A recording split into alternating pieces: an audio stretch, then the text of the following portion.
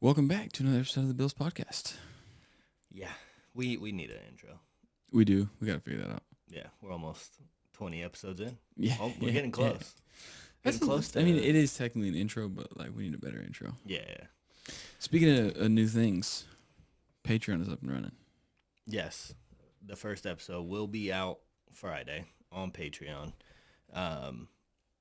For some reason, when I signed up for it last week, I don't know if I even explained like what happened. We didn't. When I signed up for it, I got an email like an hour later when I was trying to log back in so I could set up, payment methods and all that stuff. I got an email saying that we got flagged for something. Yeah. Like some inappropriate content or something like that. And I don't know if it was because I didn't do the verification within 15 minutes or what I have no idea what it was, but I could not log in. It said our account was going to be banned. Yeah. And I was like, we haven't posted anything yet. Like I wrote our bio, I did all that, and that was it. Yeah. I just made the account. Yeah. So, and then of course it was Thanksgiving. So they weren't responding to emails on Wednesday, Thursday, or Friday. Yep. So finally I got an email on, it was I think it was Saturday. I think they did email me on Saturday saying that our account was good. So I was like, well, at least we have one coming. Day late, $1 short. So, yeah. So we announced it a little bit too early, but that will be up and running, and it will only be $5 for 4 extra episodes. Plus, maybe we'll put out some hunting videos of you doing it or stuff like that, and it'll all just be $5 right across the board. Yeah. So yeah, if you wanna get out there and support us, we would appreciate it. Patreon's the way to do it. Yep. On to other things. First of all, I'm exhausted. Yesterday was the first day that I hunted all day since like opening Sunday. So it's been like a month right on the dot pretty much. But yeah, I'm whooped. I'm tired. So if you see me yawning, don't give me flack for it. Yeah, he's bored. No, I'm exhausted. That plus a newborn does not make for great sleep. So yeah. Plus so Saturday night I went to bed at like 10. Yeah, I think I was in bed I was asleep by 10.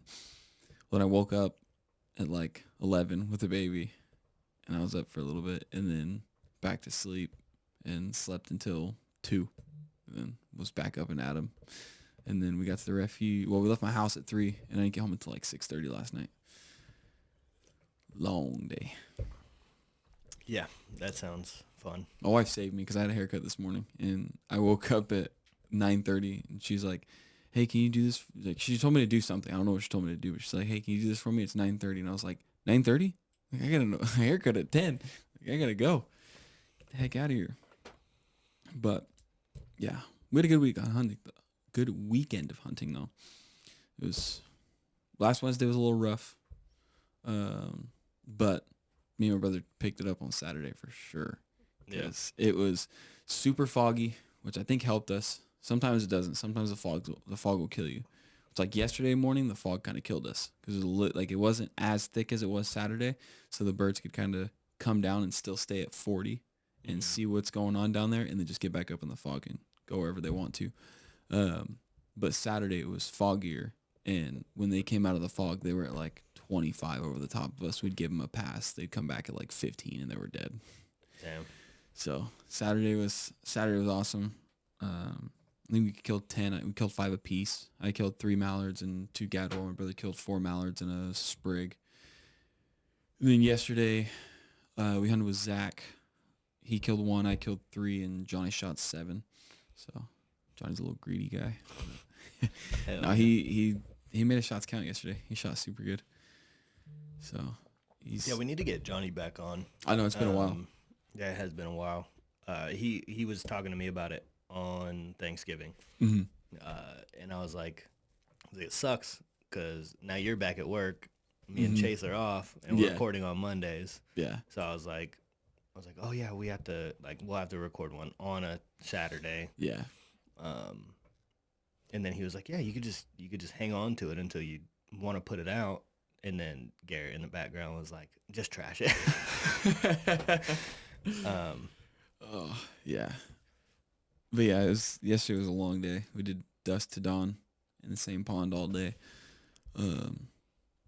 It's not as bad when you do all day and you move spots because like you're up and moving around. You're a little more tired when you get home at night because did all the walking and all that stuff. But when you stay in one pond all day, like it's exhausting because you're just sitting there all day and you get those lulls and stuff, which yesterday wasn't bad because the sun broke at like 11, between 10:30 and 11 or so. So we got like a nice little flurry between 11 and 12. We killed a few birds. And then pretty much all day, like I don't think we went an hour without seeing a bird or having something just dump into the spread. Yesterday was also spinner opener. So there you go. My dad gave us his blade when he moved to Elk Grove because he's like, I'm not going to use this thing. So we were like sick. So I put both blades out yesterday and dude, they were, God, there's nothing that I could have done to make them do what they did yesterday, but they danced. Danced. So. Hell yeah. But yeah, Johnny's shooting good this year. Yeah, it sounds like it. He's shooting like really. We're both actually like this is probably the best that I've ever shot. Like I've had some rough years in the past, but this year is actually a lot of trips back to the car. Yeah, exactly. Yeah. But yeah, I'm actually shooting. Yesterday was my first terrible shooting day of the year. Like I shot like garbage yesterday. I probably should have shot a little better. I missed a couple that were like probably chip shots, but it happens. Everybody has those days. Some people have them less than others, like Johnny. But he's doing his thing this year. He's making it happen. But I know, like, I'm not beating myself up over yesterday too bad either, because like I said, this is probably the best I've shot all around all year in a long time. And so, you went with Zach yesterday. Yeah, yesterday was with Zach. When's the last time you hunted with him? Or was that your first time? No, I've hunted with him once before. It was a few years ago. We hunted a refuge together. But yeah, it's been a while since I've hunted with Zach. Yeah, he doesn't get out much. Yeah, that's only his second time going this year. Mm-hmm. So, yeah. But we've hunted a lot this year. Yeah. Johnny was telling me, I think it was Saturday, he's like, dude, nobody thought you were going to hunt this year. I was like, I don't know why. Like, I told everybody, like, I wasn't going to miss a beat. Like, yes, I'm going to be there for my son. And I am going to hunt less, which I have hunted a lot less this year because I've only hunted mornings until, like, 9-ish. Like, so Saturday was probably the longest I've stayed out so far this year. In a morning, and we stayed out until like 10. And every other day I'm home by 11:30 at the latest. So I've hunted a lot less this year than I normally will, because usually if I'm hunting all day. If I shoot Wednesdays, I shoot all day. If I shoot Saturdays, I shoot all day. And Sundays are usually my only half day, and I just hunt the afternoon. But this year I've been hunting just the mornings because it's easier. Joey is still asleep when I leave the house for a few hours. And then by the time I get home, she's only been up for 2 or so hours. So it's hunting in the mornings is kind of the sweet spot. But yeah, yesterday was like the first test of me leaving the house and being gone all day. So we'll see how it goes. Yesterday went well. She said that he pretty much slept all day, which so Saturday we went to a Thanksgiving, and it was her mom's side of the family. Bro, homeboy was up the whole time. We got there at 2. And he's not even a month yet, right? No. Yeah. We left at like 7.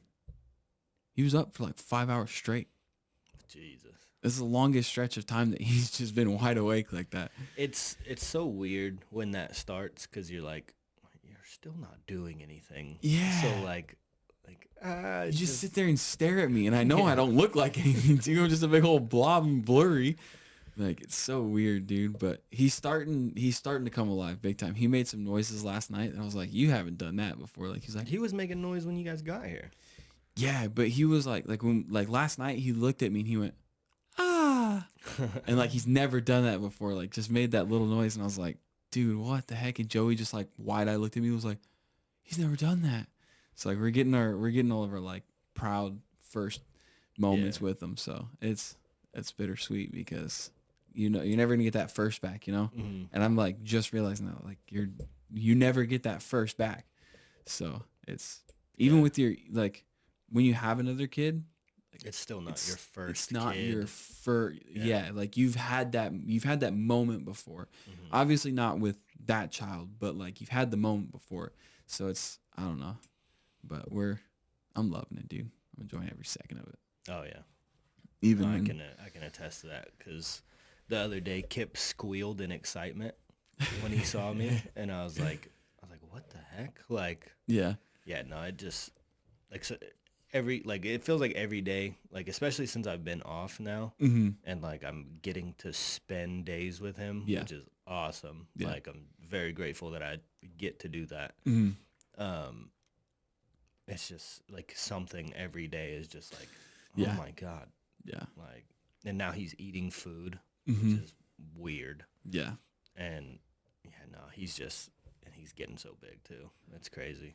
Yeah. Even now it's weird. It's like I was thinking about it this morning. I don't know how, like even you went back to work a week after he was born.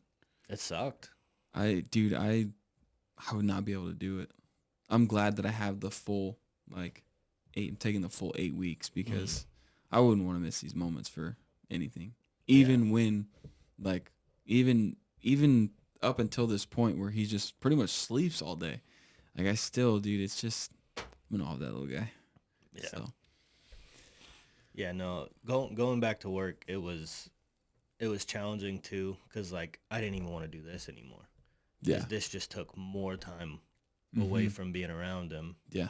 And like there was times where we were recording on a Monday right when I got home from work. I'd literally take a shower. Yeah. And then we'd come out here and it's just like I haven't seen him all day. Yeah. And then, there was that Saturday that I worked. So I worked 6 days that week and literally he was asleep when I left and he was asleep when I got home. I didn't get home till 10 o'clock at night. Yeah. And I'm just looking at him in his bassinet like, you're bigger. Yeah. Like, so yeah, I mean, it does suck, but at the same time, it was like I did get to save up money in order for, because I still haven't gotten paid. So yeah. I feel you on that. Yeah. So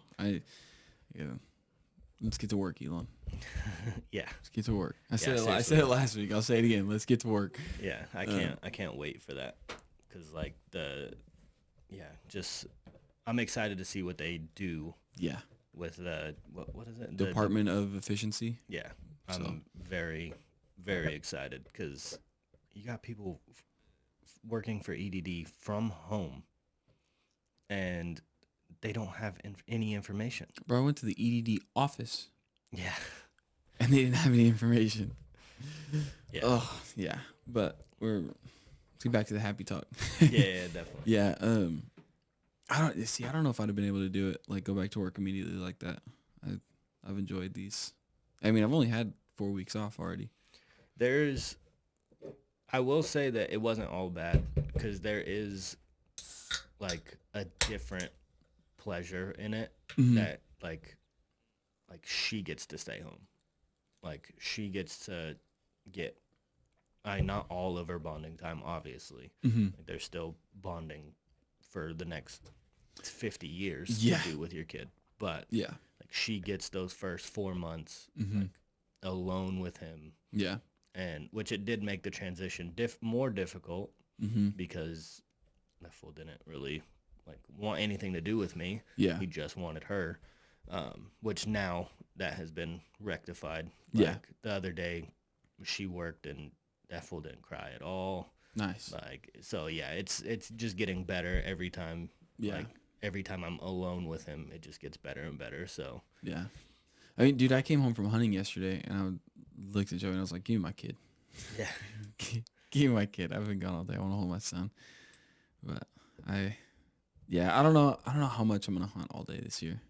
Because I had fun yesterday. It was a good time. Obviously, we were killing birds, hanging out with good people. But it's, I don't know. And that's a struggle that everybody told me I would have. Mm-hmm. But I mean, there will be days where I hunt all day. And like, there's part of me right now that's like, I want to hunt all day tomorrow on Wednesday. But at the same time, I'm like, do I really want to hunt all day? Who knows? We'll see what happens. Yeah. It also depends. Like, the biggest part is how my wife feels. Mm-hmm. Like, that's the biggest part for me.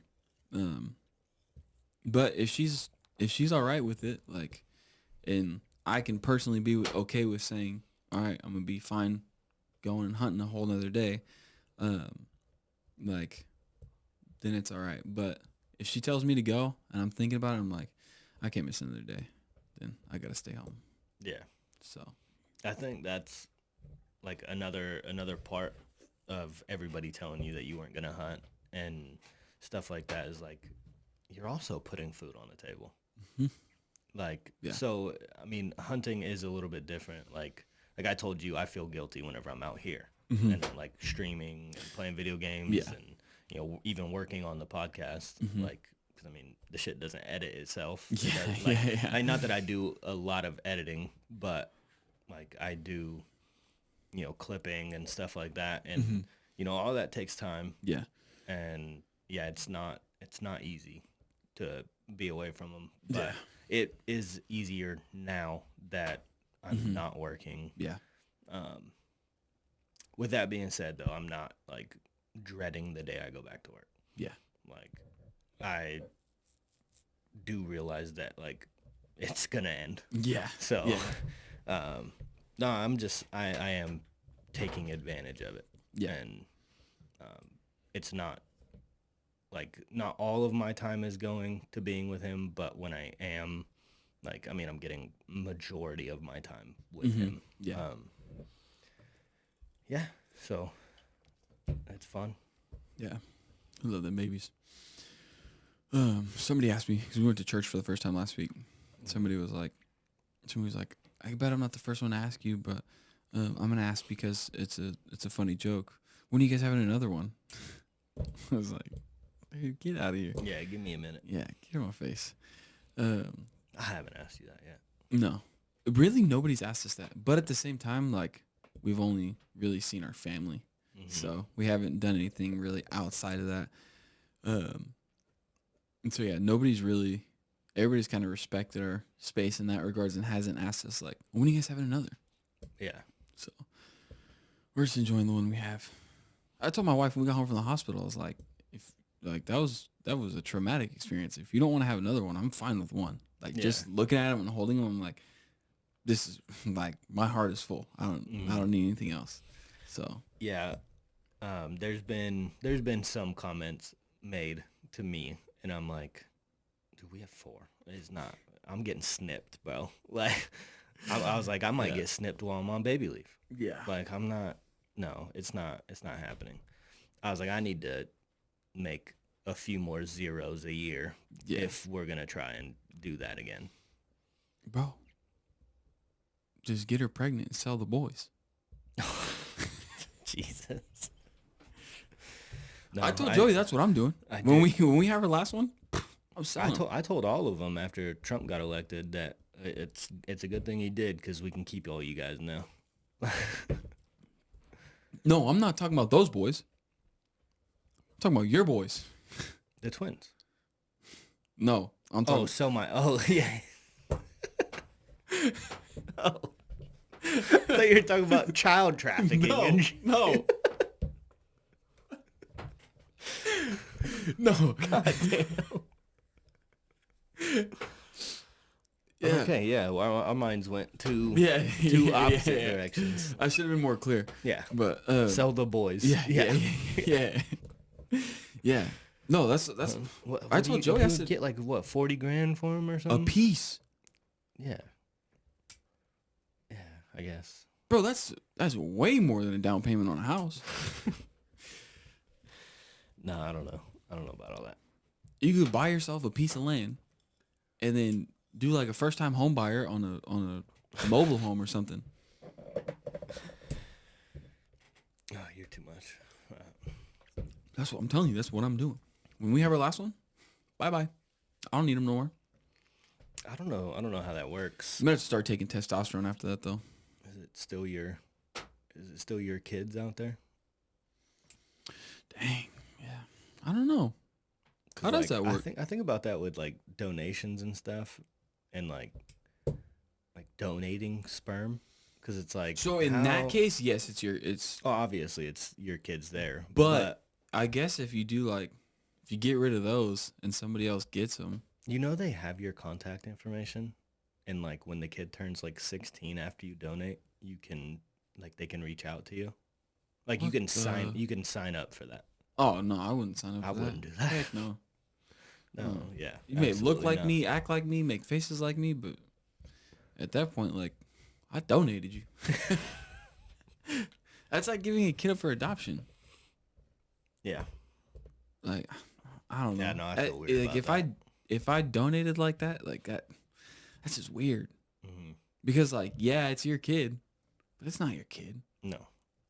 It's not your kid. They may, like I said, have some mannerisms, look like you.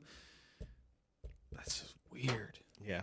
That's just weird. Like, I donated you for a reason. My question was, does your balls still produce your kids? See, I don't know. I'd have to look at the science on that. Yeah, that's... Because, like, what produces it? I don't know how we got here. Oh, yeah, you said so. Yeah, have another baby. Yeah, and then sell. Yeah. Yeah, this is a random topic, but screw it, we're gonna dive into it. Dude, let's look it up. Yeah, I don't know. I brought the laptop out here. Finally, let's use it. Come on, pull it up for me, Jamie. Yeah, I don't know if like it's something that's in your body, other than that produces, but like, would my body produce? It's weird because do my balls produce the same semen in my body? Would they produce, if they produce semen in my body, would they produce the same semen in someone else's body? That's a weird question. We're on a rabbit hole, but let's figure it out. I need to know if I do sell them, if I'm having 11 kids out there. Transplanted testicles will always make the donor's sperm. Dang, see, that makes me... Is the money worth it? Oh, it's $40,000. How many kids you got out there? Yeah, for real. That's crazy. That still will produce mine on somebody else's body. That's weird, dude. That is hella weird. But then imagine, like, what if like one goes to one guy and one goes to another guy? Like, they don't both go to the same guy. You're getting double the trouble. Yeah, exactly. Then you have even more kids. What if one guy gets two separate people with balls? What if it goes to like some serial killer and they freaking... No. Then I got kids out there that... Then my kids are dying. My child is dead, technically. I have a dead child at that point. If they go to some weirdo serial killer that ends up killing his kids. My kids. Oh, God, dude. Yeah, no, this is a terrible maybe I'm not going to sell them. Maybe I'm going to keep them. Yeah. They're mine. God gave me one pair, and this pair is mine. How many episodes are we in? This is, what, like 18? I don't know. This is the weirdest conversation we have had on this podcast. Yeah.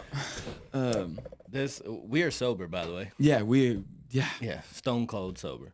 Let's get into sports topics. Yeah. Let's get into our sports for the day. So Thanksgiving football. It's been nothing but football since Wednesday. Yeah. So Thursday, Cowboys got a dub. I thought the Giants might come back there for a second. The Lions should have went to overtime at least. And then Matt Eberflus got fired on Friday. The Chicago head coach. Oh yeah. Yeah, he got fired because of that play. That's crazy. Oh my God, there's an insane stat. Let me see if I can remember it. I totally wanted to write this down. I think it's something like 1,800 times or something like that this play has been ran with a timeout. And this is the first time ever that a game has ended that way without having called the timeout or like bringing special teams on to kick a field goal. First time. How much time was there? There was 30 seconds left. They called the play, didn't use the timeout. There was 33 seconds left when he got sacked. They got up to the line with like 12 seconds left. He changed the play. Caleb Williams did. He changed the play at the line of scrimmage, didn't snap the ball until 6 seconds.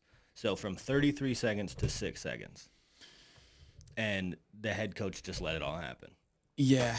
So but also you can't blame Caleb Williams for that. No. I mean, you can't. But the offense has changing the play. 2, from the sack, with 33 seconds, from the sack to getting back to the line of scrimmage, why does it take you 21 seconds? Yeah.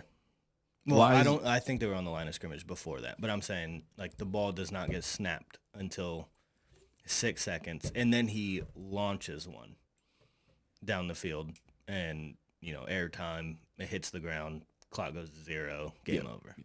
And it would have been like a 68-yard attempt from there or something like that. So, I mean, it was a long field goal. But the worst thing that he did was but why do you sacked. not call the timeout after the sack? Yeah, you have to. Call the timeout after the sack. Immediately as he's sacked, call the timeout. Give yourself 25 seconds. Yeah. You got enough time for you can at least you got enough time for like 3 plays with 25 seconds. The problem with it is if you throw the ball inbounds, I believe it was 3rd down. Don't quote me on that. So when he got sacked? Yeah. So it goes to 3rd down. Okay, it goes to 3rd down. Yeah. So if he third and throws what though? the ball, that's the situation. Like 3rd and 20, 25 or something like that. Because they got a penalty, and then he got sacked. So it was like 3rd and 18 or 3rd and 20 or something. Mm-hmm. And so if you don't get the 1st down, you can't clock it. So if you only have 20 seconds left, I mean, that kicker's sprinting out Have onto him the ready. field. Yeah, of Get course. him. That's the thing is you call the timeout. You let Caleb Williams know the ball's got to come out quick. Mm-hmm. We only need 10 yards to get the field goal. Yeah. Like, that makes it a 58-yard attempt. If it was 68, that makes it a 58-yard attempt. And I don't know the exact yardage on the field goal. But. Yeah, but that gives you a better chance. Nickel and dime it. Let somebody get a couple yards, run a slant or a quick out, something. Get a few yards, get out of bounds. If you cannot get out of bounds, as soon as you get the 5 to 10 yards that you need, go down, special teams. And again, it could have on been the sideline, it could have ready been to 2nd down. I don't know. Yeah. I can't remember exactly off the top of my head. But either way, you call the timeout and you throw the game plan, and you have your special teams on the sideline ready to just bombard the field as soon as the player goes down. Yeah. And I mean, it could have been 2nd down, and they could have thrown something over the middle, gone down, spiked it with 3 seconds, kicked the field goal, go to overtime, and then you probably still lose because the Lions are that good. Yeah. But, the Lions, excellent. I was pretty pissed though because they threw the ball twice inside the 5-yard line and threw touchdowns on both of them, and I have one of the running backs. Yeah. So David Montgomery on my fantasy team. So yeah, the Cowboys defense played great. Yeah, the Cowboys game, that was probably the best game. Yeah, Cooper Rush played really good. I was over here for that game. Was I over here for that game? Or like the end of it? No, you were over for the Dolphins. Yeah, game. Dolphins. Yeah. CeeDee Lamb got hurt in the 2nd quarter. Yep, I have him in fantasy too. That's fun. 2nd or 3rd quarter, he got hurt, and it didn't you couldn't tell what the injury was, and he didn't really go to the tent or go to the locker room or anything. He kind of just stayed on the sidelines. Yeah, I know. I bet on him too, and they didn't remove him from the bet, and I lost because of that. So, because they didn't give an actual injury designation, they didn't remove him. So, yeah. Yeah. But yeah, it wasn't real apparent what it was. But DeMarvion Overshown, that dude. What a stud. I mean, that interception. Dude, that was insane. He literally tipped the ball 10 yards back behind the line of scrimmage and was able to get to it for a pick 6. Yeah. I remember specifically a play like that happening in backyard football. and everybody was like, damn, that kid's good. Like, Yeah. he's going to be good. Yeah. To do that in the NFL, like, and then have the wherewithal to find the ball in the air after you tipped it, and then, incredible play. The Cowboys look he gives me like solid. prime DeMarcus Ware vibes. Mm. But yeah, we like you said, we played solid. Yeah, Rico Dowdle probably had his best game of the season. He had career. He put his career rushing yards up on Thursday. The defense, dude, is like Drew Lock was getting hit every time he threw the ball. Like we had so much pressure. Yeah, poor kid, dude. Yeah, he got beat up. Yeah, he got beat up. And you could tell on the sideline, like the look on his face the whole game. They'd pan to him on the sideline. Well, and I mean, you watch like even his highlights in the NFL. Like you watch him, and when he has time, he's got an arm, dude. Like it's just, you're playing against that defensive line, finally getting healthy, and I mean, you don't stand a chance. Yeah, our defense looked stout. Cooper Rush didn't look too bad. Cooper Rush played a pretty good game. Except not looking at CeeDee Lamb wide open twice in the end zone. That kind of pissed me off a little bit. Yeah. And like you could could said tell too, it pissed him off. Yeah. So. Yeah, Rico Dowdle played really good too. But that's probably the best the Cowboys have looked so far. That game against Washington was just insane. And they didn't even really look that good. Yeah. Offensively, I mean, it was a lot of special teams plays.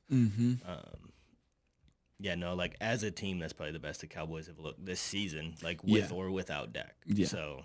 Yeah.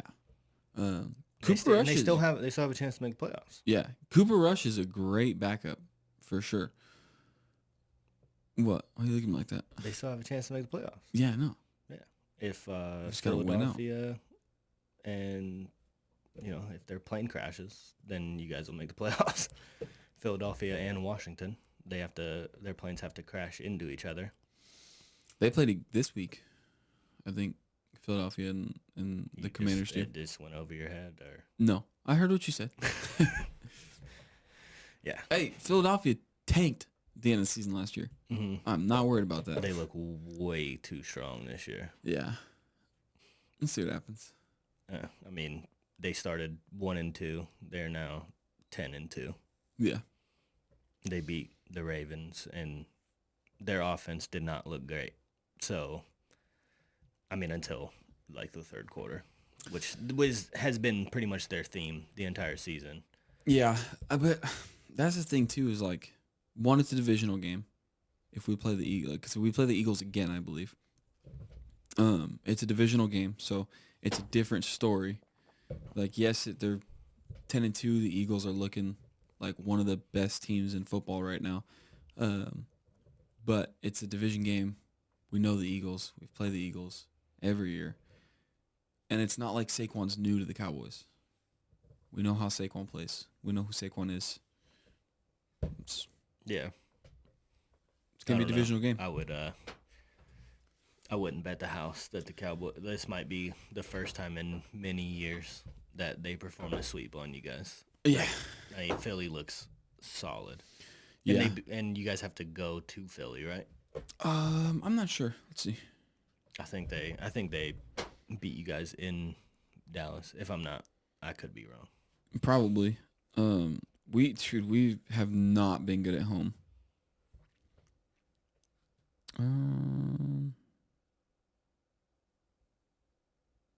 Yeah, we go to Philly. Yeah. Yeah. Other than that, the Dolphins game was boring. Yeah. And the first drive was a 3-and-out for Green Bay, and then they had a muff punt on like the 6-yard line. So I mean, it's almost exactly what happened with the 49ers. Offense comes out, does not look good. Then makes a special teams play. Yeah. Gets the ball back, makes an interception. Something went right for Green Bay again.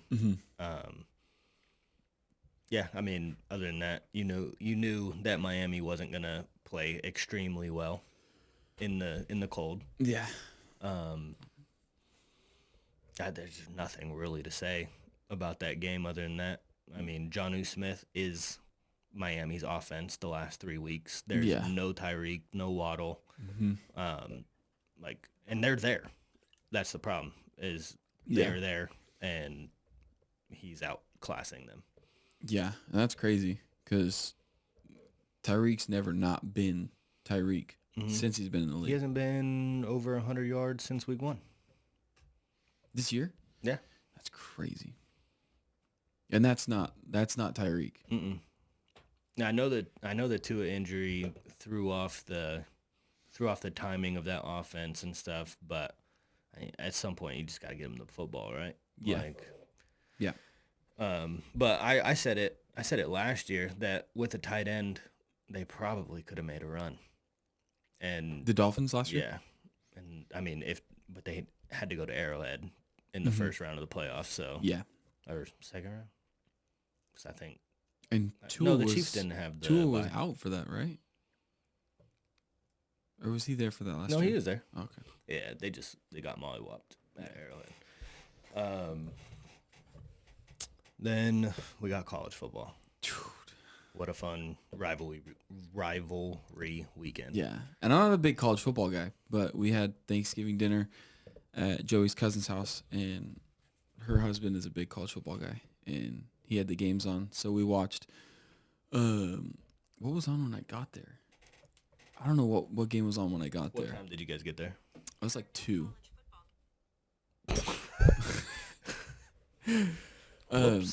We got there about 2. I don't know. I can't remember what game So that was was on. before the Texas and A&M game. Yeah, way before that game. That game was on when we left. That was at 4:30.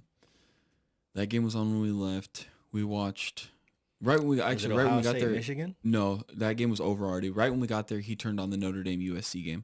Okay.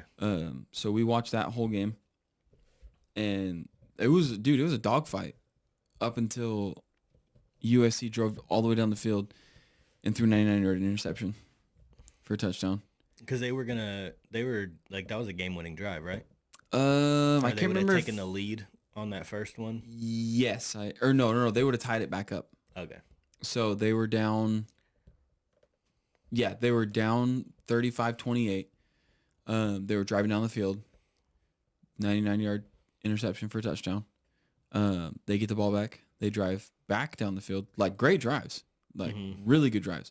They drove back down the field, and then they threw a 100-yard interception for a touchdown. It's insane. Yeah. Scriptwriters had a weekend. Dude, it was crazy. And then I didn't know this, but apparently if you're on offense, you throw an interception, and then you're coming across, they called an illegal low block, an illegal chop block on the quarterback that threw the interception on the interception return. Yeah. I was like, I don't get how you call an illegal chop block on a defender, because at that point the quarterback becomes a defender. He's on defense. Second, he hit the dude like right here. Like, it wasn't a chop block at all, and the dude went low with him. Like, I don't know. I was confused. I didn't see it, so I don't know. Yeah, I was confused. So we were sitting there, we were watching it, and we're like, oh, there's a flag. It's coming back. So one of the touchdowns did not count? No, they both did count. Okay. So they called it on USC, the defending team. Yeah, they called it on the offense. On the offense. Yeah. So it was, I don't know, it was weird. Because it was on the return. I was like, I just don't get that. But that game was awesome. It was a really good game. A lot of scoring, a lot of big plays. It's a rivalry, dude. Those rivalry games were awesome. Michigan, unranked, beat Ohio State, the number 2 ranked team in the country going into the game. Yep. Yeah. Yeah. So, what's the guy? Something Day is the coach's name. He's like 42-1 or 44-1 against non-Michigan teams in the last 4 years, I think. In the last 4 years against Michigan, he's 1-3. Damn. Or 1-3 or 1-4. That's insane. Yeah. And it's kind of crazy. Like, so I'm not gonna sit here and pretend how I understand how the ranking system works, because the ranks don't matter. Like, there is a committee that decides who's getting in the playoffs, and I don't even know what team it was for, but I watched an interview yesterday saying that, like, the reporter, like the head coach of the other team said something because they threw a touchdown up 33-7 or something like that with like 2 minutes left in the game. Yeah. And he was like, I put my third and fourth stringers in. When they get in the game, they get to play football. Yeah. He's like, because point differential, like how big of wins you have, all of that matters. So he's like, when they get in the game, they get to play football. Yeah. And like, you guys were in cover 0. Like, if you don't want us to throw a touchdown, play cover 1, play cover 2. Yeah. Like, so like, what are you mad about? Yeah. Like, I get that. That's a good way to think about it. I get that in college football. Now, this is last week, Green Bay throwing a touchdown up like 30-3 against the 49ers pissed me off. Yeah. Because I'm like, but then at the same time, it's still like the third quarter. So you're like, okay, like he threw a touchdown, but they went for it on 4th down. Like, just take the field goal. Instead, you're throwing a touchdown, because that's their Super Bowl, though. Yeah. Like, we beat them every year in the playoffs. Yep. So they're trying to put a statement, win out, blah, blah, blah. Yeah. College football, I feel the exact opposite, because you need point differential, especially if you're playing in a weaker conference. Yeah. They're not going to let you in unless you're blowing every single team out. It was Penn State, I believe, actually. Yeah. And even at that point, like, if you don't let them play football, you're not going to see what you're getting in the next year or two. Yeah. I mean, if you put a freshman quarterback in and your starting quarterback's a senior, like, you're in all these blowout wins. If you're not putting in your third and fourth string guys, or if you're just putting them in to kneel the ball down, like, yeah, you're not getting to study their tendencies and look at like the development that you've made act in a game, like with a hostile crowd. Yep. So, like, I mean, you can only learn so much in practice. Yeah. Yeah. Anything else for college football you got? Miami also lost to Syracuse. Yeah, terrible. I like Miami. Yeah, and Syracuse is also unranked, so I think that's going to kill Cam Ward's Heisman run. Yeah, that's their second loss, right? I think it's their third. 3? Yeah, I think it's 3. Damn. I realistically don't think he was winning it anyways. Yeah, he wasn't winning it anyways. It's either going to Ashton Genty or it's going to Travis Hunter. Dude. I think it's an Ashton Genty. Like, I think he should run away with it, based on stats and everything. Like, dude's putting up numbers. He's doing better numbers than Derrick Henry's Heisman year with less carries. Yeah. He's missed like the amount of time that he sat out.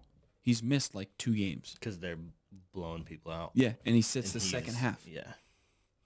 Yeah, he's also brought Boise into top 25 ranking as they're well. Like top 10. Yeah. No, they're like right after their win this weekend. Yeah, they're like right on the cusp of it. Well, with their win and the blowout or the upsets.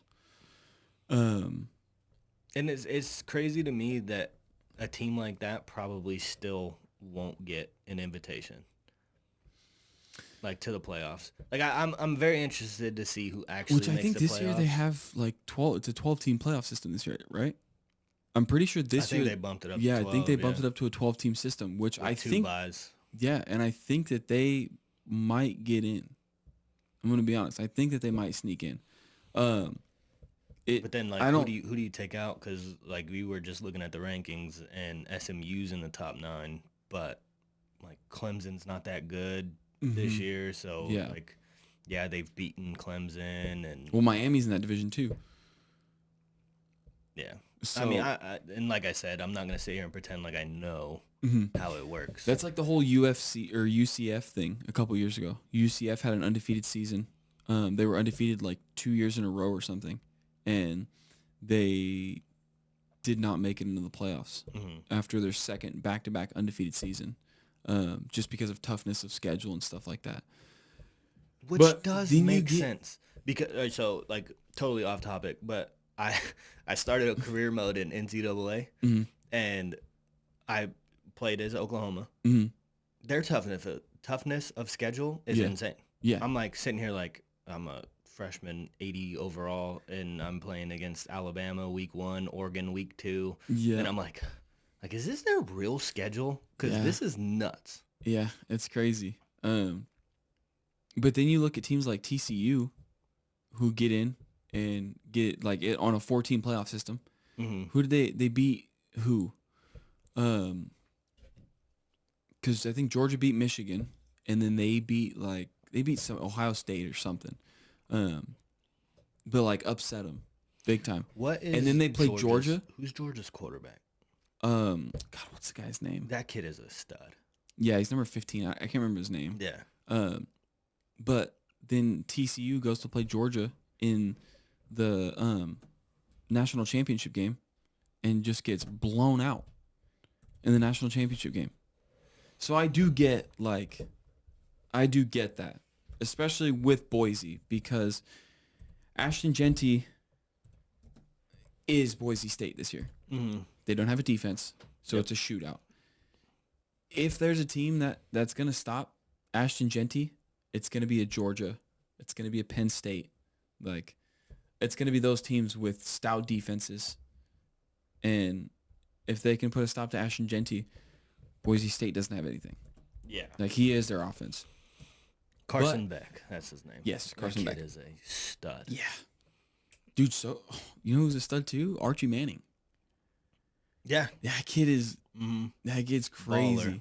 Yeah. I mean, the starter, I can't remember his name. The starter, Cam Ewers, I he's think. on the cover of NCAA. Yeah. And he's getting benched for Archie Manning. Yeah. Well, not benched, but like because he's still the starter. We were watching was it Texas and Georgia? This weekend? No. This was like the day we had Friendsgiving. So it was a couple weeks ago. And they pulled him and put Archie Manning in. Well, they have a couple plays in their system where he was in for like the entire second half. Were they up big or what? No, they were losing, and he got pulled. Oh, man. Yeah. He had thrown like 2 picks in the first half, like had like 50 total yards of offense. Like they were getting blown out. And then they put Archie back in, or they put him in, and they started making a comeback. They ended up losing the game anyways, but dang. Yeah. Yeah. And now I'm pretty sure Archie started this weekend. No. He didn't start? No, I watched the game. Oh, okay. Cam Ewers started. But it's kind of crazy because he's not even the best quarterback on his team.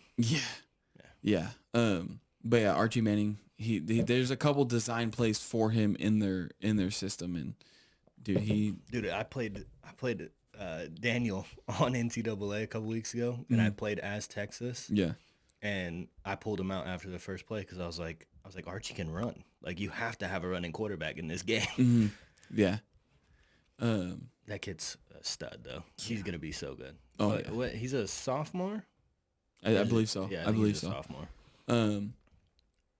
But yeah, sorry, I interrupted you multiple No, times. you're good. Yeah, it'll be the playoffs is gonna be interesting this year for college, just because it's so like, bro, the top 25. It's not even like regular powerhouses. There's so many. I just had it pulled up Bama a little bit ago. Has 4 losses. 3, I think. So Oregon is 12-0 at 1. Texas is number 2. Penn State's 3. Notre Dame's 4. Georgia 5. Tennessee 6. 7 is Ohio State. But then you go on this run. Yeah, after the loss, they're number 7. Then you go on this run. You got SMU, Indiana, Boise State, Arizona State. Bama's in there. South Carolina, Miami, Ole Miss. Those are usually top 25 teams. Iowa State, BYU, University of Las Vegas is a top 25 team. Illinois, Syracuse made it to top 25 after that. The Army team is 10-1 and in the top 25. Yeah, that's Memphis has a team that's 10-2 and is in the top 25. Like, your big powerhouses are like your OUs, your OSUs, like your big powerhouse teams are just not anywhere to be found this year. It's weird. It's definitely a weird year. But I mean, usually, yes, you do have a couple of those teams in the top 25, but they're like ranked 20 through 25 or 15 through 25. Like the bottom 10 teams are the random teams. Yeah. This year, those random teams are like sneaking up and getting into the top 25 and getting into the top 10, and it'll be interesting this year for playoffs. So I'm excited to see it. It'll be some good college football. I do really hope that these teams aren't fakes, you know? Like these random sneak hitters. I hope they're not fakes. I hope that they can get into the playoffs and like shake some things up. I mean, March Madness, college basketball happens all the time. But it's football. It's a whole different ball game. It's a totally different ball game. So, did you watch the NFL game on Friday? I totally forgot about that one. I watched a little bit of it. Chiefs Raiders. The Raiders almost pulled that off. Aaron O'Connell balled out in that second half. Aiden O'Connell. Yeah, my bad. Yeah, what a stud. That first, and they missed 3 field goals. So yeah, I don't know how the Chiefs keep getting away with it. I saw something like they're gonna have to sacrifice Patrick's brother to the Dark Lord or something because they just keep getting away with it. Yeah. Yeah, they lost 17-19. They had the ball. The Raiders did. And they were in field goal range. Yeah. Just trying to get a little bit more yards, and play clock winding down, and he looks over. Both of our phones are going off today. What the hell's going on? He looks over to survey the defense, and the center snaps the ball. Nobody's set on the offense, and fumble. They recover. The Chiefs recover. I don't know, like, because they called an illegal formation. Obviously, penalty declined because there's still people in motion. Yeah. Is that the right call? Or is that a false start, 5-yard penalty? Play should have been called dead. If he completely snaps the ball, I don't think it's a false start. If he flinches, like if he weren't to snap it and he were to flinch, yes, false start. Because with, well, yeah, I guess illegal formations, like they let the play run out and then they call it. So it's not a dead, like it's not a dead ball play. Yeah. So I don't know. Maybe they did get that one right. I got the NFL scores here. Have you seen those videos of like, it's like it'll be 2 random NFL teams playing, and then the refs will like throw a flag, and they're like flag on whatever. And I know he's not in this game, but Patrick Mahomes is so great. So they're gonna execute. They're gonna execute the players on the field because he threw more passing yards than Patrick Mahomes. Yeah. Those videos are awesome. Or like interceptions, when Patrick Mahomes throws an interception, and they're like, "Oh no, they're gonna execute the player on the field in front of everybody who intercepted Patrick Mahomes." Yeah. Hilarious. So we got the Colts beat the Patriots. I don't really care. Cardinals lost. Seahawks won. And did you see Aaron Rodgers make that block in that game?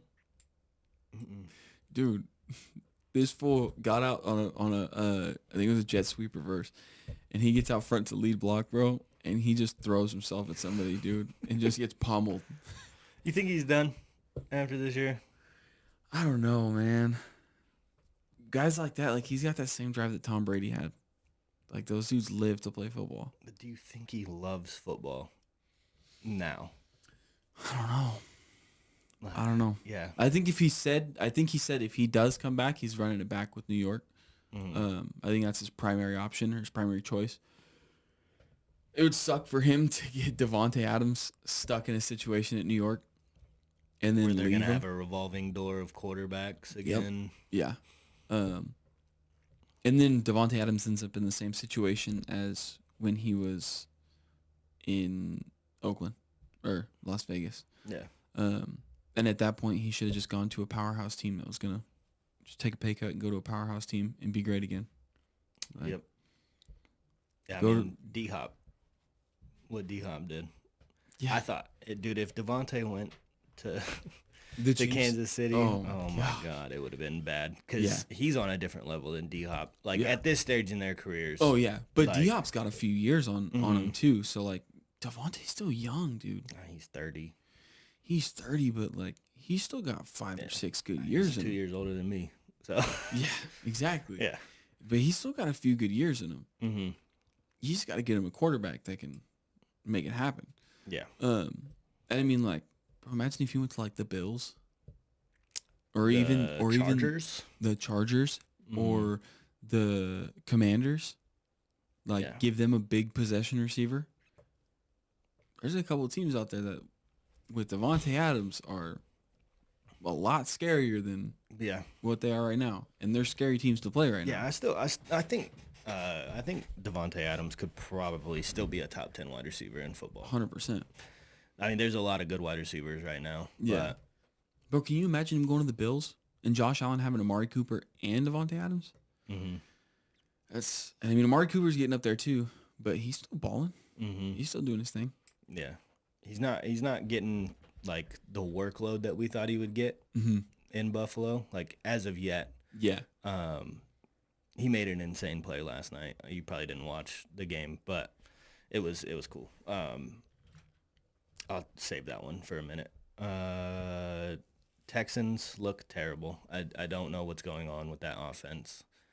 They won again, but they don't look good. Like, it looks like Joe Mixon's their only option. Like, he is their savior this year. Because C.J. Stroud, like, especially early in the year, they look good. Yeah. C.J. Stroud, I could be wrong on this, but I think he's only thrown a 300-yard game one game this year, which last year he was balling.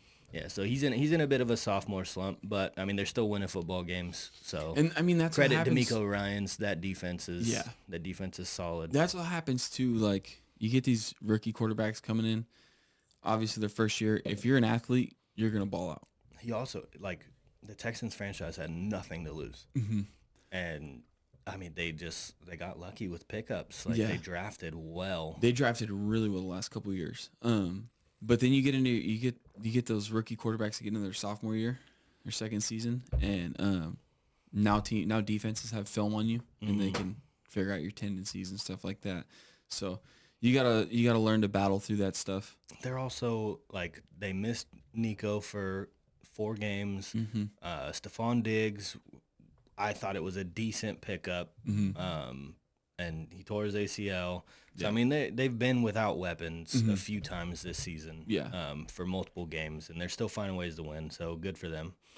The Rams ended up winning yesterday as well. So that means the 49ers are 2 games back in that division with still 3 division games to play. Who's in the lead of that division right now? Seahawks, huh? The Seahawks and the Rams, I believe, have the same record. Okay. I think actually all 3 teams have the same record. You guys, the Seahawks and the Rams? No. Oh, the Cardinals. The Seahawks, and the Rams. You guys are in last place then, huh? That's tough. I don't want to talk too much about the Niners and Bills game. It was a shit show. I mean, we got, the comeback looked on a little bit. I think it was 20-3 or 21-3 at halftime. And we get down to the 1-yard line, on the first drive, and we tried to get cute on the 1-yard line and ran the ball with Juszczyk instead of Jordan Mason, who literally just got us all the way down the field, or Garendo. Or just do a tush push. You're on the 1. Yeah. And he fumbled going in the end zone. They ran it back 50 yards, and then they scored again. Yeah. Very concerning. Christian McCaffrey, knee injury. He had a very nice run where he got ankle tackled and was very upset at himself for getting tackled. Mm-hmm. Goes out for a play, comes back in, takes a toss, no contact, just slides in the backfield. Like, just puts himself down and then jogs off the field. Like, waits to get touched and then runs off the field. And goes straight to the blue tent. They pull him out of the blue tent, take him to the locker room. He's done. Yeah. So, and then Shanahan said today that it could be a season-ending. Oh my God, dude! Season-ending knee injury, which That's sucks. Tough. That sucks too because he's such a great running back, dude. Yeah, he's such a great player, and to see him plagued by injury this year, yeah, they put him on the cover. They put him on the Madden cover, and yeah. It's where careers go to die. I said I had one crazy stat, but there's actually two from the game. Mm-hmm. Josh Allen became the fourth ever player to throw a touchdown and receive a touchdown on the same play. Oh, nice. Yeah. He threw the ball to Amari Cooper on a slant, which, I mean, an excellent one-handed catch. The ball was behind him. Mm-hmm. And then he was getting tackled going backwards, and Josh Allen is like just running back there, mm-hmm. and he tosses the ball back to Josh Allen, and he freaking Superman dives into the end zone and scores. That's crazy. Yeah. Great play to see if you're not a 49er fan. Yeah. He, I don't know, maybe forward progress probably should have been blown dead. You know, it is what it is. Yeah. Second crazy stat. Just Pro Bowlers on the 49ers this season, if they were all put on one player, that player would have missed 36 games. Wait, say it again? All the injuries to Pro Bowlers this season, if they were all on one person, they would have missed 36 games, which is the equivalent of 2 seasons. That's rough. Yeah. So I've said multiple times on this podcast that I don't care about injuries. Like, this team is still like way better than they're playing. Mm-hmm. But when that puts it into perspective a little bit, that they have been plagued with injuries this year. Yeah. But then so have the Chiefs, and the Chiefs are still winning football games. So yeah. I talked to KJ about that too earlier in the year. I was like, dude, it's the Chiefs, man. They just find ways to win games. Yeah. It's just who Patrick Mahomes is. Yeah, they got 12 guys on the field. You count that whole officiating crew, it's a lot more than 12. Yeah, seriously. No, I was just looking at that stat, and I was just like, I mean, this is the same thing that's been going on for 3 years. Yeah. Like, literally since we've gotten good again, just injuries have been insane. I mean, we had a player tear his Achilles running onto the field in the Super Bowl, a Super Bowl that we are dominating in a large part because he is shutting down Travis Kelce. Mm-hmm. And then the Chiefs make a comeback. This team has no, like, second option.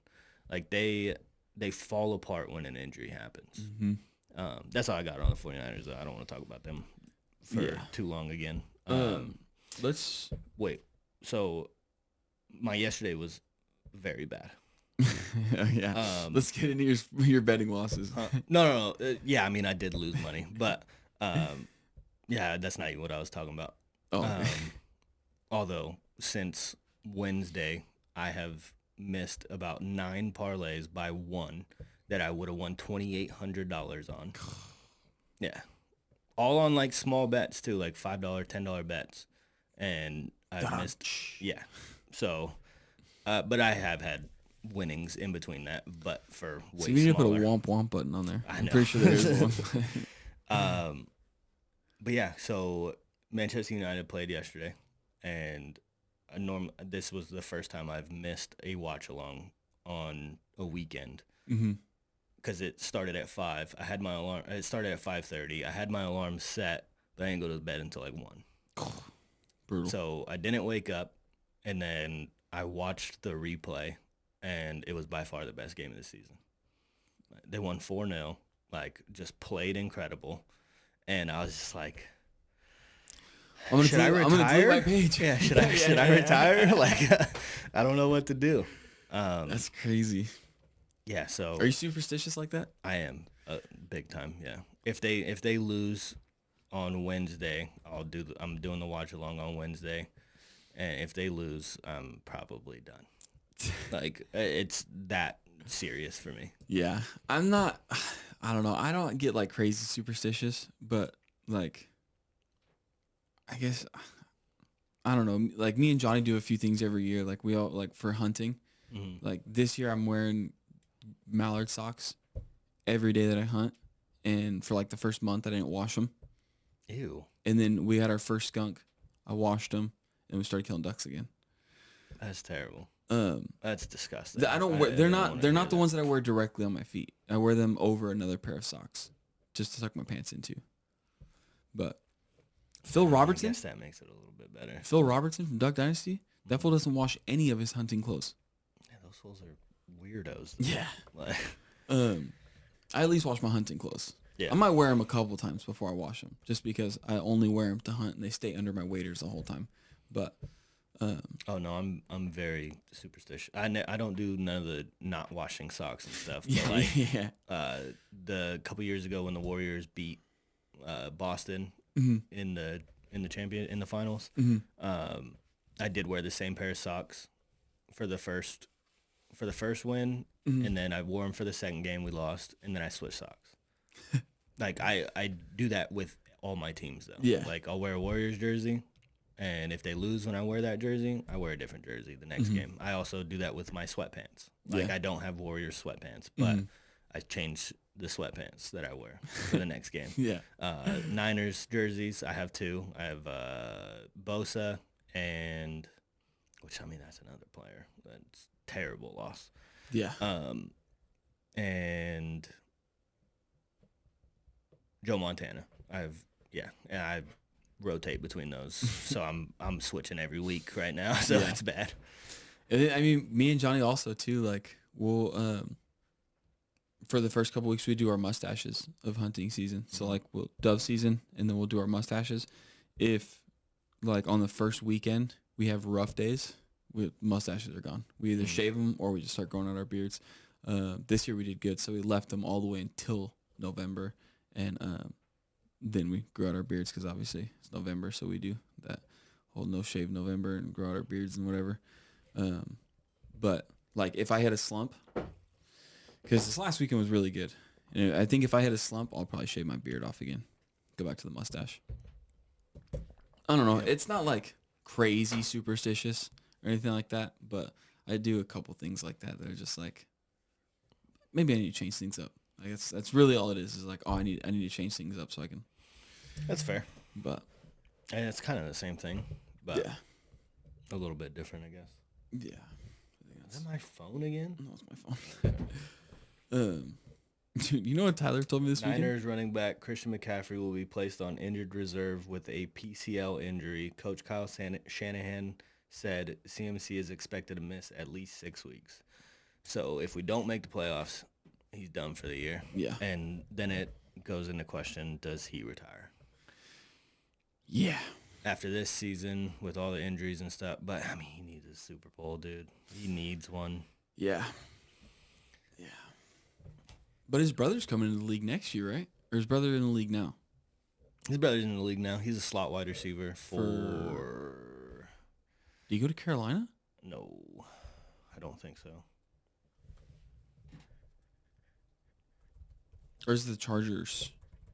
No, Chargers have that other dude from...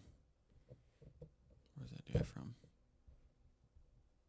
You're talking about McConkey? Yeah, from Georgia, huh? I think he went to Georgia. I don't know. Real quick, while you're looking that up, I was just thinking, you know what Tyler told me this weekend? So I had 2 spots in mind for Saturday because I had a resi. Mm-hmm. And we're driving into the parking lot because I brought Tyler in with me so he could go get a spot too. And Johnny went in with Tyler's cousin on lottery. And I had 2 spots in mind, and I told Tyler what they were. He's like, I'm going to tell you this because I like you. Like, if you don't go here, you're stupid. He's like, you'd be dumb not to go here. I was like, all right. And then me and Johnny go in there and freaking put a beat down on him. There you go. But yeah, he's like, I like you a lot. That's why I'm gonna tell you this, but you'd be an idiot not to go in there. Like, Luke McCaffrey. Yes, he plays for Washington. Really, Washington? Yeah. What the heck? I don't know why I thought. Maybe it's because we played in college, but yeah, I don't know where he played in college. Nebraska. So should we get into the top 5? Yes. Okay. So we got top 5 athletes. We've done sporting moments. We have not done our favorite athletes. I'm probably gonna have a few honorable mentions. I feel like 5 is too short for the long list of athletes that there is. These are kind of dudes that I have on this list. It's dudes that I grew up watching. Young in my childhood, influenced me a lot to play football, and like people who I looked up to as a young athlete. Mm-hmm. I don't know if there's any specific order, but so I'm just gonna name them. I don't have a specific order for these guys. So I put Reggie Bush on there. Oh yeah. Right out of college, in his first season or 2 with the Saints. Right after he got USC banned. Yep. Yeah. Dude, that dude's legendary in college. Oh, yeah. He was insane. I believe he was the fastest ever, like the fastest player clocked for a while. Yeah. Like, he was the first. That was the first jersey I ever owned. Was a Reggie Bush jersey. Once he got drafted to the Saints. Randy Moss. Oh yeah. I loved watching Randy growing up. Mm-hmm. Like that with the Vikings. Like I watched the end of his stint with the Vikings, and then watched him in Oakland. And then, dude, there's no words that describe Randy Moss back in his heyday. There's one specific catch that I remember Randy Moss making, and it was in Oakland, and he caught it with his legs. Yeah. Yeah. I mean, falling down, bobbled the catch, caught it in between his legs. Like, I was just like, what an incredible play. And as a person, too, like, you hear him talk, and, like, you never expect Randy Moss to open his mouth and sound like that. Mm-hmm. And then, like, Randy Moss is an awesome dude. I'm a Cowboy fan, so I had to throw a Cowboy on there. Jason Witten, legendary, Hall of Fame tight end. Dude's probably the most consistent player. Yeah. Like, he played how many games before he ever got injured? And he got injured in, like, his second to last season. It was like he broke a finger or something like that, broke a couple fingers and missed a game or 2. But I love Jason Witten. That dude's awesome. The one non-NFL guy I have on there, Kobe Bryant. Oh, yeah. I love watching Kobe. Like, he had his 60 bomb in his last game. That was on my top 5 sporting moments. Ended it the way he came in. Yeah. I mean, 2 free throws, bang, bang. That was his first 2 points and his last 2 points. Mm-hmm. Yeah. And then Calvin Johnson. Megatron. Oh, yeah. I got to have Megatron on there. Yeah. That dude. You are the one who, like, influenced me to put him on there, because you said you were talking about certain sports, like, don't have people that just give you that wow factor. Mm-hmm. Like, he was the wow factor. Yeah. The Lions were going 0-16, and he was a top 10 receiver. Yeah. Top 5. Top 1. Yeah. Yeah. There's nobody like him. Mm-hmm. Yeah, I mean, and then you hear the stories where he can't even, like, he couldn't even walk and stuff, and then he'd go out and run routes. Like, his ankles were so bad. Yeah. And, yeah, I mean, what an incredible guy. Yeah. And, I mean, just, like, bro, the build that God gave that man is crazy. Yeah, LeBron James on a football field. Yeah. That dude is massive. Mm-hmm. And it's unfair, bro. Yeah. It's unfair. Like, just seeing what he was able to do in the NFL, dude, that's crazy. You're talking about What were you saying? You wanted other top 5 to be that you were talking about? Like skills. Or, skills. Skills you. Skills you would want or something. Yeah, something like that. Don't give me a skill, bro. Give me that dude's size. Yeah. When you get his size, you don't need a skill. Like you just throw it up. That's a skill in itself, though. Yeah. Yeah. Dude, there's so many athletes out there. Yeah. Like you gotta think top about five is hard. It's so hard there because you got UFC athletes Mm-hmm. like Israel Adesanya, Conor McGregor, Khabib Nurmagomedov. Like then you think baseball, and I mean I never really watched baseball, but like Shohei would have made my list if he didn't go to the Dodgers.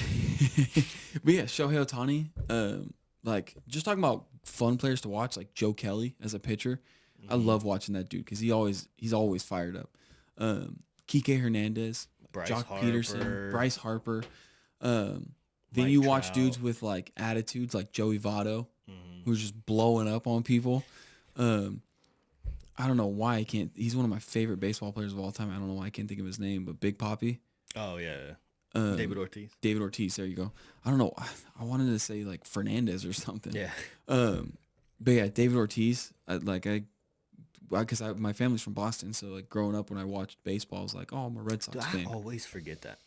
But like Mookie Betts, like there's some athletes out there that, and then you got dudes like Trevor Bauer.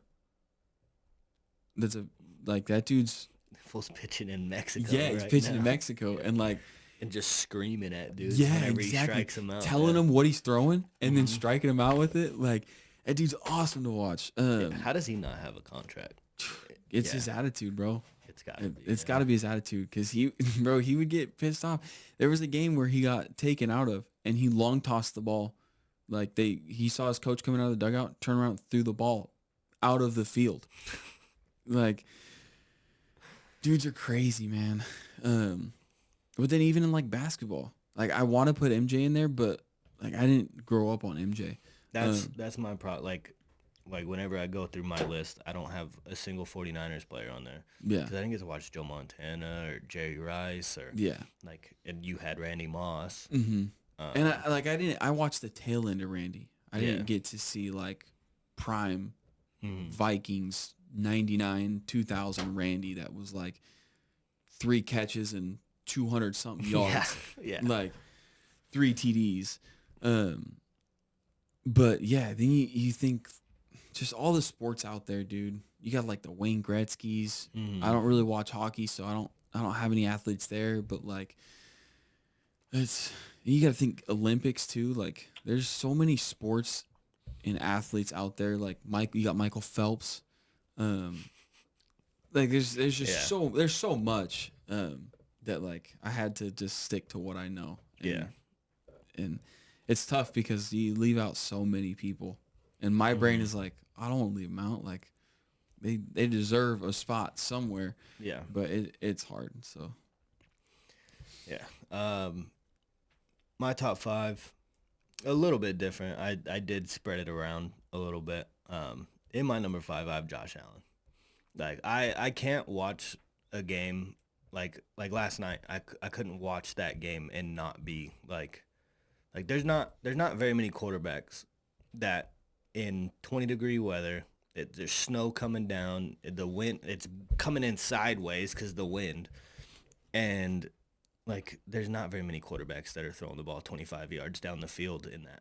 yeah, Like dude, that dude's got so much arm talent, dude. mhm. And then you watch him in a dome, and he's, I mean, this has got to be the worst offense that he has had, and he's having an excellent year. Yeah. So I can't watch a game with him and just not be impressed. Like even when he's throwing interceptions, it's like, well, yeah, he's throwing a pick, but nobody else is trying that throw. Mm-hmm. Like, and he just has zero fear. Yeah. And then you watch his stuff off the field as well, where he's letting, kids like design his cleats that are in children's hospitals, and, and you're just like what a person as well. And a lot of people talked about that, like when Stephon Diggs left Buffalo, like talking about, oh, he's the problem. He's a disease in the locker room. Mm-hmm. And you see how they function, like the Bills function now as a team. They don't have a guy. Yeah. Like Josh Allen is the guy. Yeah. But like even that, it's not about him. Like last night, he probably threw the ball 12 times. Yeah. Like, I mean, they were running down the field every single time. So he just wants to win. And you got to respect that. Yeah. The one guy for baseball that I have that gave me the wow factor is Brandon Crawford. And not hitting, just defense. Yeah. And like probably the last generation of guys that's like, you're going to get on the field if you can't hit. Yeah. Like, you're in the lineup. Yeah. Like, I mean, he's going through slumps where he's hitting 180. Yeah. But, I mean, he should have been a Golden Glover like 7 years in a row. Yeah. Like, made one error for like 3 seasons at one point or something like that. That I mean, just defense is insane. And then number 3, the guy that made me fall in love with the Warriors, Monte Ellis. Yep. Just incredible. First guy I ever saw do a 360 layup for no reason whatsoever. Just when I saw Brandon Crawford, I thought you were talking about the basketball player at first. No. No, not Brandon Crawford. That's Jamal Crawford is who I'm thinking about. But that's another guy that probably would have been on my list. Yeah. If you think about it, Brandon Crawford is the Jamal Crawford of baseball. Like, yeah, got that wow factor. Yeah. Yeah, but Monte, I mean, my God, dude. And then went to Milwaukee and just fell off the face of the earth. Yeah, he got traded. I feel like he's one of the more underrated like OGs of basketball. Because there wasn't like that time period. It was Kobe. Yeah. Like that time period, like the Warriors were going, 26 and 50, like 26, 29 wins a season that year. And then you look at like some of the stats that he had and you're like, how is he not an all-star? Yeah. Like, I mean, he's averaging 26 points a game with like 7 assists and he's a shooting guard. And I mean, a very undersized shooting guard. Oh, yeah. And then you watch him and Kobe going at it and they both dropping 40 in the same game. And you're like, oh my God. Yeah. Like, I wish I was sports betting back in that time. Yeah. Yeah, no, Kobe definitely though. Like, it's hard to disagree with anybody putting him on their list. Yeah. Number 2, I've raved about him before. Bex, David Beckham. Yeah, I mean, he's my favorite player of all time. So yeah. And then number 1, Steph. Yeah. It has to. I could have told you that would have been your 1 and 2. Yeah. I wouldn't have given it an order, but I would have said 1 and 2 are for sure. Beckham and Steph. Steph, like, he changed basketball. Yeah. Like, I mean, LeBron made it kind of like popular to be a point forward, like a big guy. That I mean, but it had been done before that. Yeah.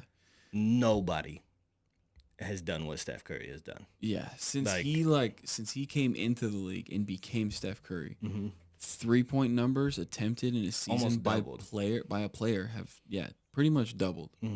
Like it's insane. Teams have doubled. Yeah, like, and I mean you hear that LeBron interview and like they were asking him like, oh yeah, what changed? Because like, if you had a 15-point lead with like 4 minutes left in the fourth, even 15 years ago, like you were getting, like the starters were getting pulled and the bench guys were going in. Like a 15-point comeback was not happening with 4 minutes. Yeah. And then he goes, that little light-skinned motherfucker in San Francisco came into the league. That's what happened. Yeah. And I mean, yeah, no, it's just, he's so much fun to watch. Like even now, he's fun to watch. And he's, he's 35, 36, like he's getting up there. And, with his style of play, though, you could play into your 40s, and we've seen it. So, yeah. But he is getting riddled with injuries. And he also has 4 championships. Yeah. In a team that hadn't won a championship in 30 years. Yeah. So. And I mean, you think about it, too, like, dude, what is it, 2024? In 2015, 2014, like, you were attempting 15 threes a game, maybe, as a team. Mm-hmm.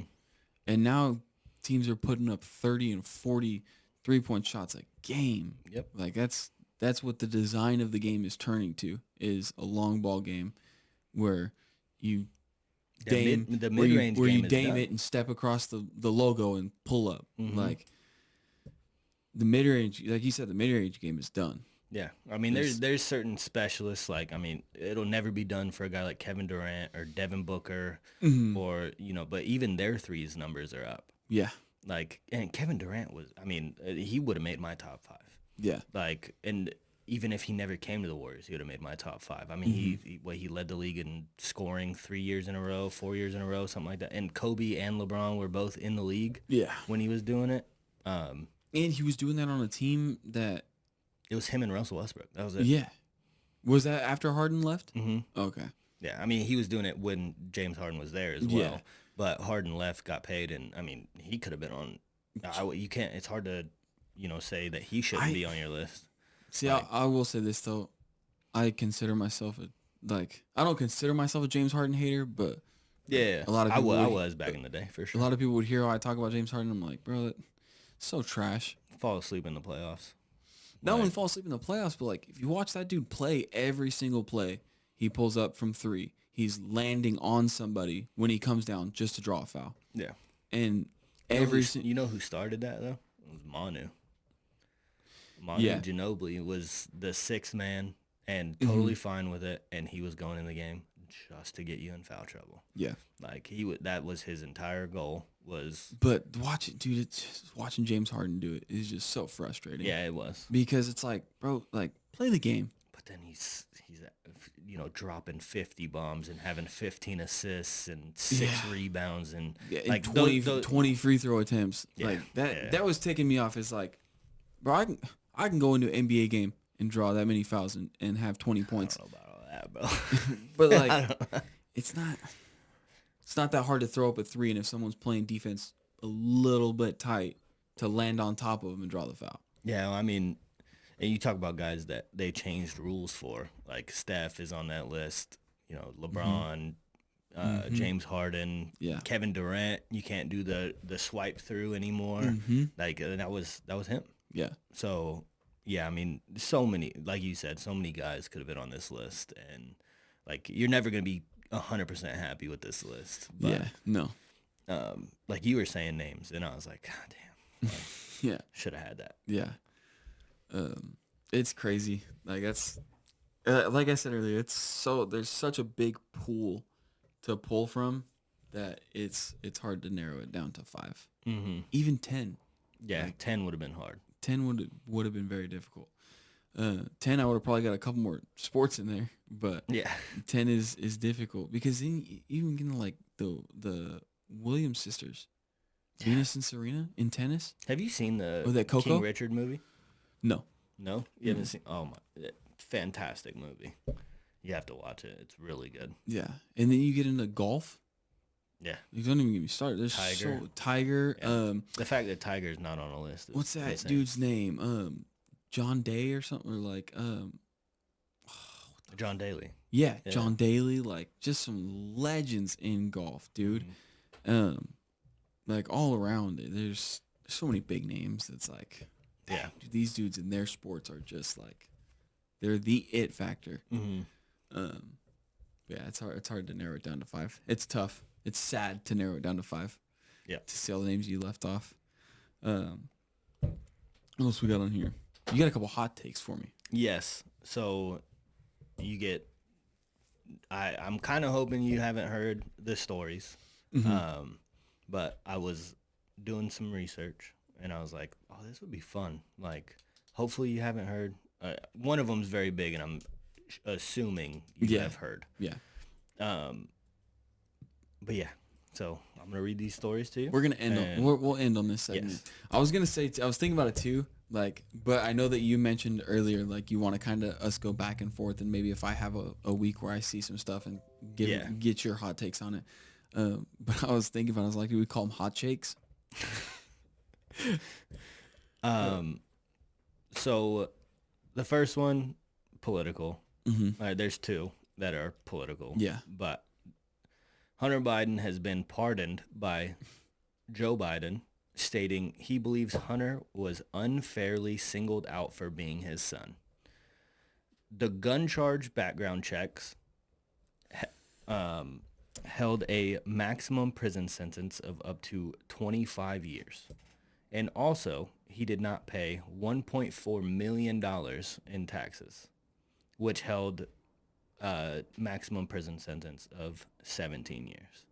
How does that make you feel, knowing that it's his father was the one that pardoned him? That's crazy. This is 2 weeks before the verdict comes. Or 2 weeks before he stands trial? I don't know. I don't know. I think it's funny. Honestly, like, when I first found out about it, like, I laughed about it. I'm like, of course. Like, is Joe Biden even alive anymore? That comment will probably get us banned on YouTube, but where's homeboy even at? Yeah. He said for months, his entire presidency, my son's not getting pardoned. He's not getting pardoned. He will have to deal with the consequences of his actions. Mm. He wouldn't get involved. He didn't even know political power. He probably didn't even know that he was saying that in those interviews. Also, Joe Biden is not just like not the president anymore and going back to something else. He's retired now. Yeah. Like after, the changeover. He's been retired. Yeah. He's been retired for about a year now. Yeah, but he's like officially done in government. Thank God. Yeah. So the non-racist Joe Biden from Congress that represents the LGBTQ and black community of the left. Yeah, that guy. The one that there's not videos on the internet of him saying the N-word in Congress meetings in the 80s and 90s. Yeah. So job well done. Not good job well done, Joe Biden. Thank you for your great service to our country over the last 50 years. Putting this freaking butthole down the drain and putting your son on top of the world. Huh? I think I should probably stop you. You should probably stop me. Let's see what would happen if DCJ went to prison on those same charges and Trump pardoned him. Yeah. Let's see what would happen. The uproar that would happen in the U.S. with that. But no, we're just gonna let this one. We're just gonna let this one slide. Yeah. So, because it's Hunter Biden. There wasn't coke in his laptop. There wasn't files on his laptop. There was no laptop. Yeah, there was no laptop. Actually, it didn't exist. Mm-hmm. Yeah, that's crazy. I completely disagree with it. He deserves every minute of prison time that he was gonna be sentenced.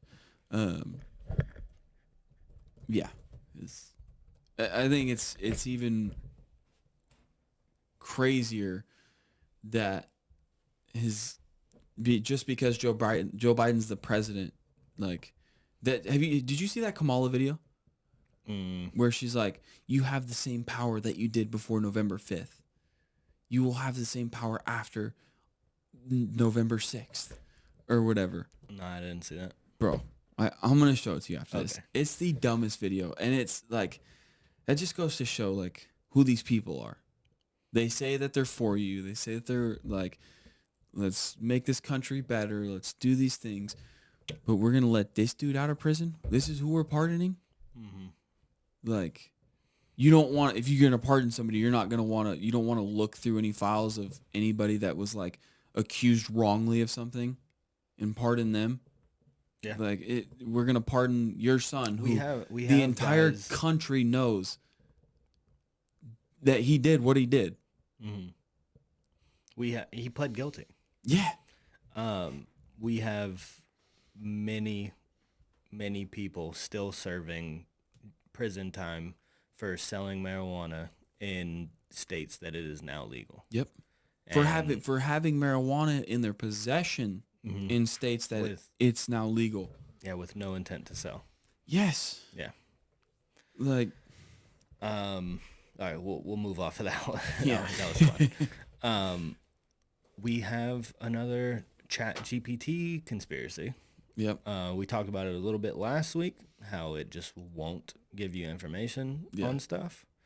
It will not write the name David Mayer. Mayeer. Oh my God, ER. Who is that? Who's David Mayer? So he is the heir. He's the youngest heir to the Rothschild banking fortune. What's that? The banking family. Oh, okay.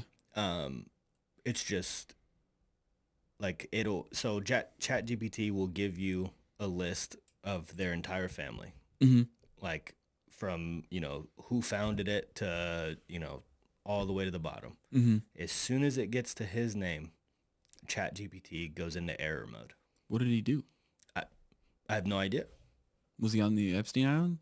Like, I don't know. You can pull up his bio and like on the internet, and he's like a philanthropist, like he's an explorer.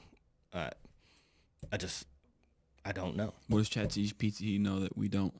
Yeah. Is that what they're covering up with this whole Diddy thing? I just don't know. I want to get your take on like why you think that like ChatGPT just won't say certain things. I'd love to put the name into Grok, which is Elon's thing for X, Twitter, whatever. What the fuck was It just changed backgrounds. Oh, okay. I was like, God dang. But yeah, it won't. Dude, I don't know. That's crazy. There has to be like, obviously it's hiding something. Yeah. Like, it has to be. I don't know if it's hiding something like for his good, or like, I don't know, dude. Yeah, it's just strange. I'll have to look that dude up and figure out what the heck. I'll do some digging. I'm gonna do some Wikipedia digging. Yeah. Wikipedia will give me some more information than ChatGPT apparently. AOC, do you know who that is? No. The politician. Her name is Alexandria Ocasio-Cortez. Nope. Okay, so you do not even know who she is. No. So she's 35 years old. She's a Democrat, and they're going to put her name forward, like she's being, run through the ringer of running for the next presidency. She'll be 39 by then, so. Yeah. So still young. Yeah. Like, which I think is a good change from like getting away from the older. Yeah, I completely agree with that. Is she a dude? No, she's actually quite an attractive lady. If you Ooh, I'm like telling my sister. She's gonna hear it. She'll be all right. So she put forward the Green New Deal. I don't know. Do you What's know that? like it did like all the electric cars and stuff like how we're Oh God, doing the push for all that. I already don't like her. Yeah. So I called my dad because I was like, "Do you know who AOC is?" Like, actually, I was playing video games with him, and I asked him, and he's like, "Yeah, that," and started going crazy. And I was like, "Okay, I'm not gonna repeat any of that." He Did said you stream? No, I wasn't streaming. But yeah, he pretty much said that like the new Green Deal or Green New Deal, whatever it is, was pretty much a copy of the last one.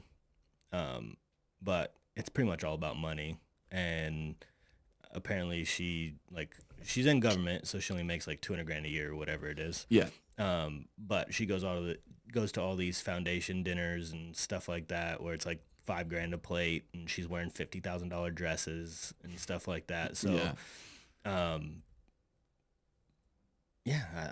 she probably got some money for like stocks and stuff like that. So, I mean, like they all do. Sorry, what am I supposed to be hot taking on here? I thought you would actually know who she was, so that is kind of a bad one. I think like, so I'll just give you my take of it. Yeah. I think it's actually like a good thing to move for somebody that's younger. So is that what this take is about? Is going to somebody younger for presidency? Mm-hmm. As long as she like actually speaks well and stuff like, I don't see a problem with it. So I think that's a good age range too right now. I think if like obviously you can't go below what 37 as a president, or is it 35? I'm not sure. I think it's one of those. I think it's 37 or 35. I think that is a good age range right now. Between 37 and probably 45 is like the best age to get somebody as a president right now. Yeah. One, they can speak for the young and they can also speak for the old. They're in between both. Someone in that time frame is perfect for presidency because they got to grow up knowing what the generation before had valued. And then they get to grow up and have their own values. And then they know so now they know the values of the young, the middle-aged, and the old. Yeah. Because their kids aren't 50. Exactly. So they get to know what everybody values because they saw what their parents valued. They know what they value, and they see what their kids value. So I think that's the perfect age range. The question is, if you're running for the left, because that's what it is now. It's left versus right. It's not Democrat versus Republic. It's left versus right. Mm-hmm. If you're coming from the left, at that age range, you can get someone that's an extremist. Yeah. Which if that's who our president is, good luck. For whatever 4 years it is, because you better hold on tight. It's going to be a roller coaster. Yeah. It's probably going to be a train wreck. Nightmare. But if you get someone who's not an extremist one way or the other and lands somewhere in the middle, you get a decent 4 years. Yeah. Like, doesn't even have to be from the right. It can be someone from the left. But if you learn the balance of both and can instill like true values into your presidency and be able to speak for both sides and find the middle ground and walk that middle ground all 4 years, it's not bad. It's not terrible for our country. Yeah. But you get somebody swinging far left and even somebody swinging far right. Like it's you gotta find the middle ground. Yep. You have to find the middle ground. I think the age matters because of this last election, how we saw how podcasts and social media, I mean, even Trump's first campaign was, a lot of Twitter, Facebook, like he spoke to the people in large audiences. And I think that's the thing that shot in ways that the people receive it. Like Kamala's doing freaking TV ads and stuff. Yeah. Nobody's watching like Comcast DVR channels anymore. 100%. I think that if you, I agree with everything you said. I don't need to speak on it anymore. So the last story I have is hilarious. And the first one was pretty funny too. Yes. If you remember our Oklahoma trip, the first day we got there, you will know why I think this is amazing. Okay. I'm trying to remember what we did the first day we got there. Whenever we first got in the hotel room, it was nothing special. You probably don't remember. I remember. A UK phone company created an AI of an old lady to battle scammers. Like, she literally sits there on the phone with scammers, just prattling on about nothing. That's awesome. And like telling them about her cats, and like there's so many videos about it now, and it's the funniest shit I've ever heard, because they're like cursing her out and like we've been on the phone for 40 minutes, just give me your information. And she goes, oh, how time flies. Dude, literally just to waste their time. Have you seen the videos of the dudes that will get calls and then they'll like name drop the collection agency that's calling them from like India or something, and he's like hacked into their cameras and stuff and he's watching their reactions? I have not That is awesome. Those are insane, dude. Those are insane. It's so funny because they start to freak out, and then you see like 6 people like huddle around him, and he's like, "Oh yeah, I can tell you're talking to so and so," and like name drop somebody else. It's like he hacks into their whole database. It's insane. That's amazing. But yeah, that's funny. That's hilarious. I don't have time to do anything like that, but that's funny. Mm-hmm. I've done that. I did it when I was a kid. Like when someone texts the wrong number. Oh no! I mean, it's AI. Yeah. So you're not doing anything. It's just if it recognizes that it's a scam call, like a scam likely, how it'll pop up on your phone, it'll answer it for you, and just talk, and just prattle on for 40 minutes and not give any real information. It's just, I think it's amazing. Yeah, that's an awesome program to have. Because I do get a million phone calls a day. Yeah. A lot of people think my name is Marlene Johnson, and I live in Montana. Dude, I get invited to family functions every year. I get a bunch of those. Yeah, I get a bunch of random So what I used to do when I was a kid is I would make fake plans with people that text me from a random number. I'll give this brief story.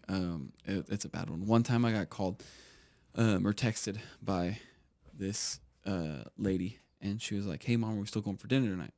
Oh no. And I was like, I was with Emilio. I was like, what should I say? Say yeah. So I said yeah. And I literally made a whole plan to go to Sizzler with this lady. And then she texts me and says, "Hey, I'm here. Where are you?" And then I started getting phone calls, and I was like, all right, we went too far. Way too far. Yeah, that's bad.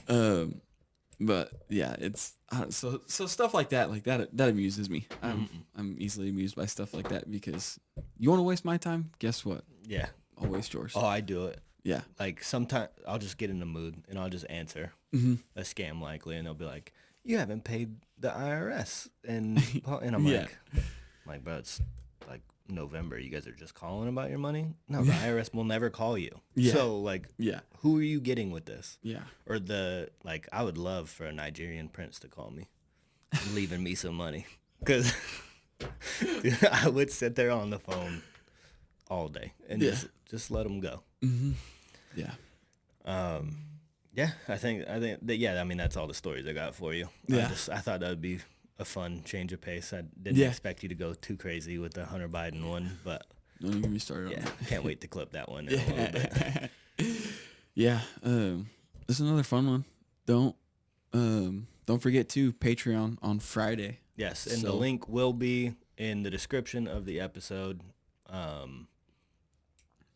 mean, if you guys want to check it out, we would greatly appreciate that. And it's not like you're not getting something for it. You're not just giving us money. Yeah, it's $5 a month. All of your money obviously goes right back into this podcast. Hopefully we're looking a little different. Yeah. On the next one. Yeah. We've had big plans from after the first episode, and this life has been happening. So, but yeah, all of your guys' money that you guys are paying to subscribe for this goes right back into it. Just to upgrade everything that we do in here. It's not for us. We do this because it's fun for us. It's enjoyable to sit down and have a conversation. But ultimately, you guys are the listeners. You guys are who we're doing it for. 100%. So and you guys are fantastic. Yeah. Oh yeah. We get a lot of comments, a lot of listens. It's awesome. So. It's just a little way that you guys can support us and allow us to make this experience greater for you guys. And I will also, from what we talked about last week, I will be putting our email in the description, so you guys can email us your submissions for funny holiday stories. It doesn't have to be Thanksgiving, but hopefully now that Thanksgiving's passed, you guys have one from this year. Yeah, this would be funny.